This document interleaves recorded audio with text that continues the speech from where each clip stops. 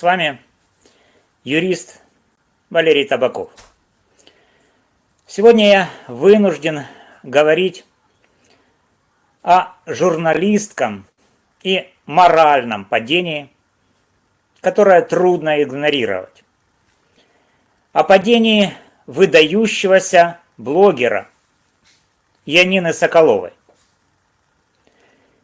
Ее ролик «Ты сама вбыла маму» от 10 апреля 2025 года – это не просто ошибка. Это сознательный выбор хайпа вместо истины. И я, как юрист, человек, являющийся носителем духа права и ценящий журналистику как инструмент поиска правды, разбираю промахи Янины Соколовой с точки зрения обеих профессий. Янина разъезжает по стране, снимает свои громкие выпуски, а ее муж, банкир, очевидно, обеспечивает ей свободу маневра. Но ни деньги, ни харизма не дают ей права судить тех, кто ищет справедливости. Янина обрушилась на группу поддержки Вячеслава Зинченко. Как будто они угроза обществу.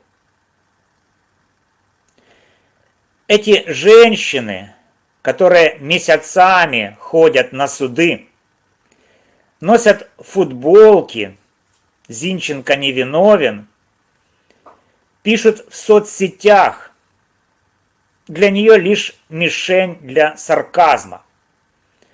Они верят, что 18-летний парень, обвиненный в убийстве Ирины Фарион, стал пешкой в чужой игре. Как юрист я заявляю, их сомнения опираются на принцип презумпции невиновности. Основу права, которую ты, Янина, похоже, решила попрать.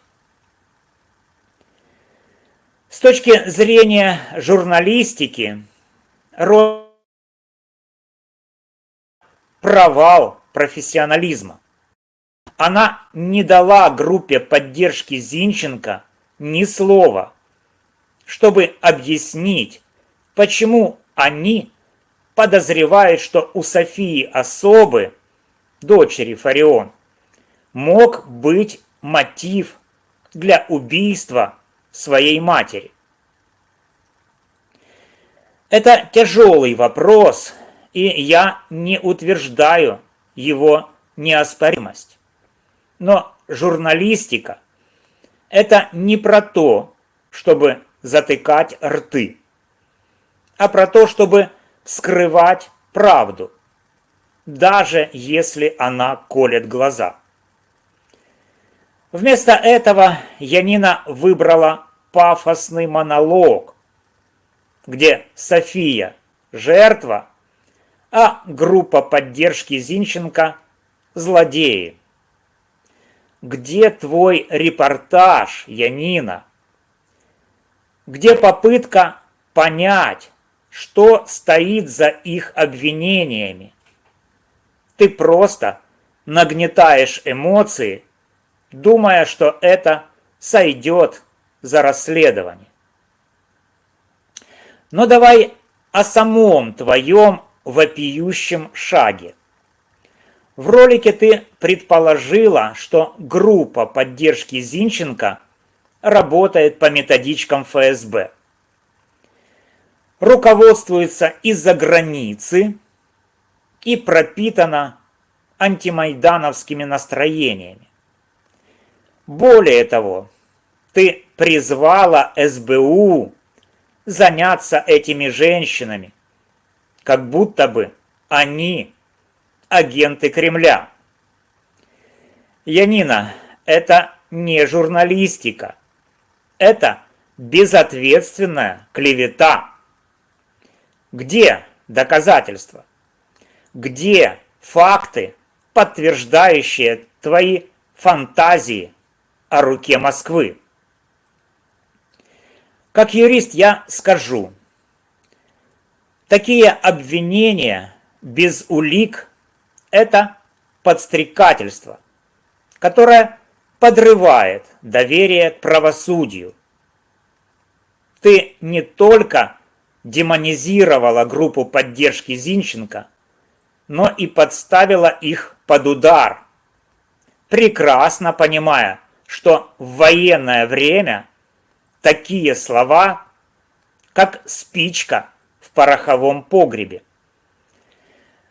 Это не просто ошибка, это опасный ход, достойный не журналиста, а провокатора. Ты знаешь, что еще делает масло, подлитое в огонь.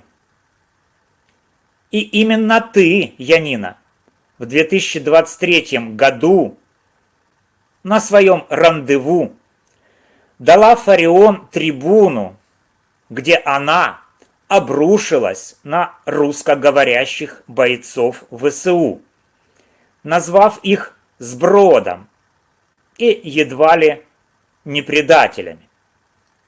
Ты спровоцировала конфликт, который расколол общество, подбросив дров в спор о языке и идентичности. И теперь ты строишь из себя миротворца, осуждая тех, кто пытается разобраться в деле Фарион. Это цинизм, Янина.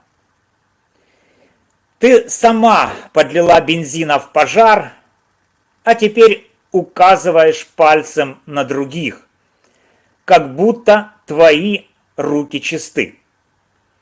Давай посмотрим на другую сторону.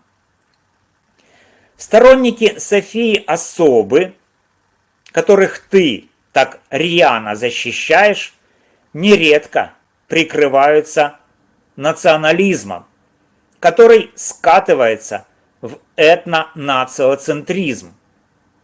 Они возводят Фарион в ранг иконы, а всех, кто задает вопросы, кто придерживается либеральной, проевропейской позиции, клеймят как врагов нации. Этот их подход не о любви к Украине, а о нетерпимости, которая разъединяет. Их этнонациоцентризм порождает ненависть, а не единство, отталкивая тех, кто не вписывается в их узкую картину правильного украинца. Идеи Фарион, из-за которых СБУ возбудила 4 уголовных дела за разжигание розни и дискриминационные высказывания, были закрыты после смерти Фарион. Но эти же тезисы сейчас продолжают жить в речах Софии Особы, ее националистического окружения и журналистов, каналов вроде «Говорит Большой Львов» и НТА. Ты, Янина, как журналистка, обязана видеть, как эта риторика раскалывает общество. Но ты молчишь, потому что она удобна для твоего незатейливого сюжета. С юридической точки зрения твой ролик – это подрыв доверия к правосудию. Группа поддержки Зинченко не толпа, как ты их изобразила. Это граждане, которые видят в Вячеславе не убийцу, а парня, чья жизнь рушится. Он играл в футбол, учился для того, чтобы стать журналистом, мечтал служить в ВСУ, а теперь сидит за решеткой без убедительных улик. Эти женщины говорят: а что, если София имела мотив? И вправе это законный вопрос. Любое дело требует проверки всех версий, пока правда не станет ясной. А ты, Янина, вместо того, чтобы требовать от следствия прозрачности, травишь тех, кто указывает на дыры в деле, и еще подначиваешь СБУ направить на них репрессивный пресс. Это не журналистика, это пособничество затыканию ртов, требующих настоящего правосудия, а не подковерной мышиной возни. Ты кричишь про боль Софии. И да, ее утрата трагична. Это вне споров. Но использовать ее горе как щит, чтобы заглушить вопросы о деле, это манипуляция, недостойная ни журналиста, ни человека. Где твой анализ, Янина? Почему ты не спрашиваешь, почему следствие за полгода не предъявило железных доказательств против Зинченко? Почему парень, который говорит об угрозах своей жизни, все еще под замком? Вместо этого ты рисуешь черно-белую картинку, где София – жертва, а группа поддержки Зинченко – демоны. Право требует фактов, а журналистика – смелости, но ты выбрала театр. Ты меня, как юриста, разочаровала тем, что ты с твоей раскрученной платформой и деньгами мужа-банкира могла бы вскрыть правду. Но ты предпочла призвать политику затыкания ртов и ушей. Группа поддержки Зинченко заслуживает уважения, а не твоих домыслов о руководящей роли ФСБ в борьбе за утверждение принципа презумпции невиновности.